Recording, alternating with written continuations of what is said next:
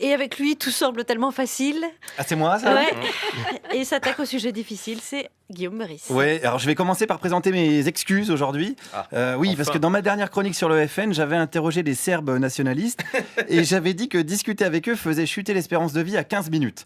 Alors, suite à cette phrase, j'ai reçu pas mal de messages de Serbes qui m'informaient de leur volonté de me transformer, je les cite, en méchoui.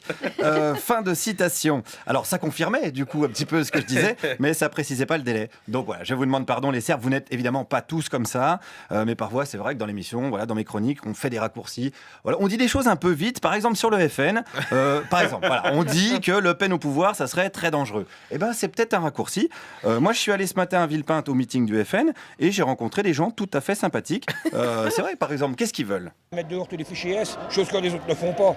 Ah oui, mais dehors où alors? Parce qu'il y en a beaucoup qui sont Envoyer français. dans leur pays. Il y en a plein qui sont français. Eh ben, les incarcérer.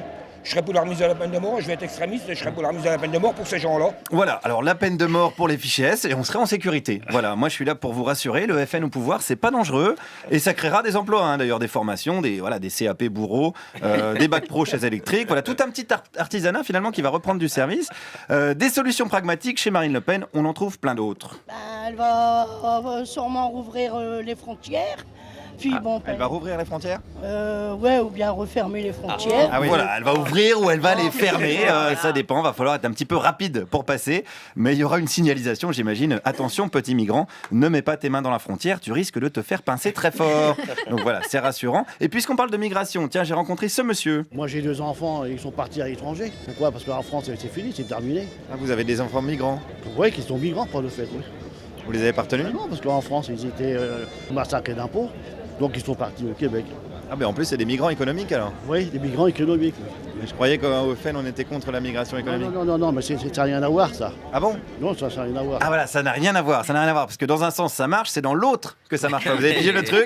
C'est un petit peu technique, hein, l'immigration. Donc je résume, envoyer ses enfants au Québec, c'est oui. Organiser des concerts de Céline Dion à Paris, c'est non. Voilà, c'est pour que ça soit un petit peu facile, plus facile à retenir. D'ailleurs, au meeting du Front National, il y a aussi des jeunes qui étaient là pour me rassurer. Par exemple, celui-ci, quelle serait sa priorité? Le nouveau porte-avions, je trouve que c'est bien. Vous trouvez ça important? Je trouve ça important, oui. Je trouve ça assez important. Ça coûte cher, par contre. Ça coûte cher, mais on a les moyens. Je pensais que la France était ruinée, moi, à cause de François Hollande. Oui, mais non. Voilà, oui, mais non, on est ruiné, mais on va bien trouver 4 milliards pour filer de la thune aux marchands d'armes. On sera bien protégé sur les Champs-Élysées avec un porte-avions. Donc, vous voyez, au FN, on a également le sens des réalités. Voilà, je suis là pour vous rassurer aujourd'hui. On a le sens de la justice également. C'est un point fort du programme de Marine Le Pen. Un peu plus de justice. Elle propose plus de justice? Eh ben oui, un peu. Ah, mais alors elle, quand elle est convoquée, elle y va pas? Ah bah ça c'est des histoires de plus de vieux, de plus longtemps quoi. Oui, mais elle se rend pas aux convocations. Non mais je pense qu'après la présidentielle elle va y aller directement. Si elle n'est pas élue, mais si elle est élue. Pareil. Ah oui, mais là, elle va se dire, je suis président de la République, je vais pas devant les juges. Non, je pense pas. Vous pensez pas? Non, je pense pas. Eh ben voilà, qu'est-ce qu'il vous faut d'autre? Elle va être élue et elle ira devant les juges quand même. Réponds à ça, Bernard Tapie, j'ai envie de dire. Puis elle est pas rancunière non plus. Marine Le Pen, elle a accepté Nicolas Dupont-Aignan, alors qu'il a quand même dit des grosses saloperies sur le FN il y a encore une semaine. Mais pour ça, les militants lui en veulent pas du tout. Ce n'est pas grave quand on voit tous les candidats qui se sont dit du mal des uns aux autres et maintenant qui se sont ralliés. C'est tout à fait normal que des gens mentent. C'est normal que des gens mentent? Quand on voit que tout le monde a menti, pourquoi que M. Dupont-Aignan n'aurait pas menti sur le Front National? Eh bien évidemment, puisque c'est une tactique, le mensonge. On défonce le Front National et après, on le prend à pleine bouche. C'est une technique que l'on trouve dans les ports d'OSM, notamment.